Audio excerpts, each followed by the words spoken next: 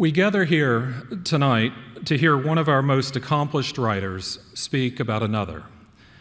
And this occasion is a reminder that the rich literary tradition we celebrate is larger than the singular artist. We gather this evening to celebrate a literary tradition still in the process of becoming, a tradition still growing and extending its reach in the world. There is, in fact, a creative DNA that runs through the university's research collections, a creative DNA that Garcia Marquez himself would have recognized. When asked about his own literary antecedents, he would name Dickens, Kafka, and Faulkner, skipping freely across nations, languages, and cultures. If Garcia Marquez opened a door on Latin America for many English language readers, myself included, one could say much the same about Salman Rushdie and India. Whether we come from north or south, east or west, we gather here to celebrate the protean flight of the imagination.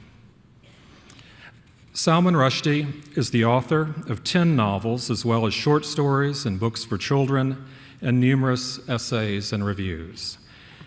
In one original and compelling novel after another, he's given us fables for our time that confront the power of history and myth, the power of story to shape our present world.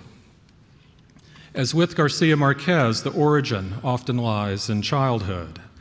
Garcia Marquez traced his origin as a writer to the memory of his grandmother's stories, while Salman Rushdie has embraced the imaginative possibilities of the Arabian Nights. Both writers found their fictional worlds shaped by strong political forces, whether it be the colonial legacy in South America or on the Indian subcontinent. And both found highly original forms to explore that violent history and its meaning in the present. Midnight's Children has been universally recognized as one of the 20th century's most important novels, and I can't help but wonder if it could have been written without the example of Gabriel García Márquez. Due to his own peculiar experience following the publication of the Satanic Verses, Salman Rushdie found himself with nearly a unique vantage point on our world's cultural conflicts. Of necessity, he has become one of our most articulate writers on the persistent conflict between fundamentalism and secularism, a theme he continues to explore in his most recent novel, 2 years, 8 months, and 28 nights. Both writers have created fictional worlds in which the particular has been made universal, and in that recognition taught us something of the forces shaping our still evolving story. It is this power and achievement which we gather to acknowledge and honor tonight. Please join me in welcoming Salman Rushdie.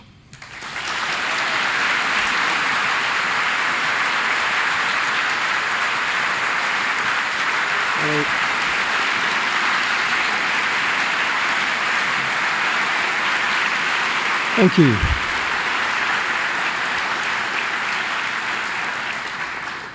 Thank you. How nice it is to be here with so many of you to celebrate this great writer.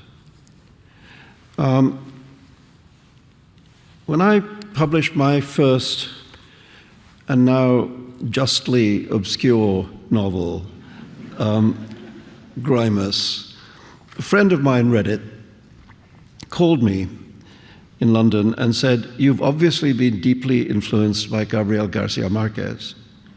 The year was 1975, and I was 27 years old, and I had never heard that name before. The English edition of 100 Years of Solitude, translated by Gregory Rabassa, had been published 5 years earlier, 3 years after the original Spanish edition, but it had not crossed my path. "Who is Gabriel García Márquez?" I asked my friend, and he looked at me with a mixture of disbelief, pity, and contempt.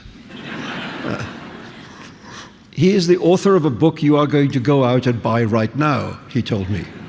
Today, this afternoon, at once. He told me the book's title, and I replied dubiously, really? 100 years of solitude?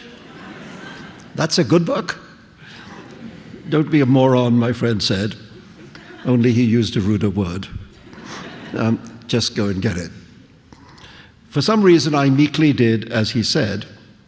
In a London bookstore, I found the Penguin Modern Classics paperback edition with its grey jacket, and on the cover a detail from J.C. Orozco's mural, The Misery of the Peasants.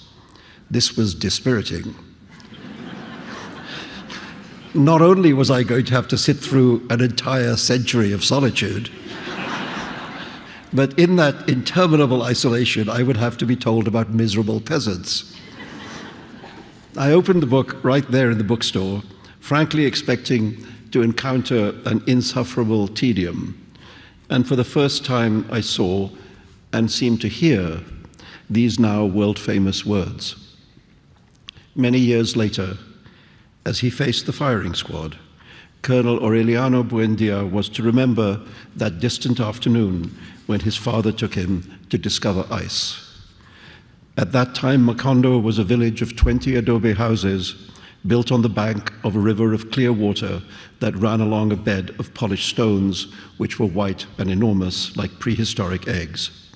The world was so recent that many things lacked names, and in order to indicate them, it was necessary to point. I wrote the date on which I bought the book on the first page below the author's biodata, and so I know for sure that this happened on March the 13th, 1975, the same month in which my first novel was published. I still have that copy, though I have since bought many others to keep and to give away. Because, of course, what happened to me that day is what happened to millions of people when they read those words. I fell deeply in love. And that love has lasted now for 40 years without diminishing in the least. These peasants were anything but miserable. And the title on the jacket, which had at first seemed so forbidding to me, now seemed like a promise of long delight, a promise which the pages that followed would amply fulfill.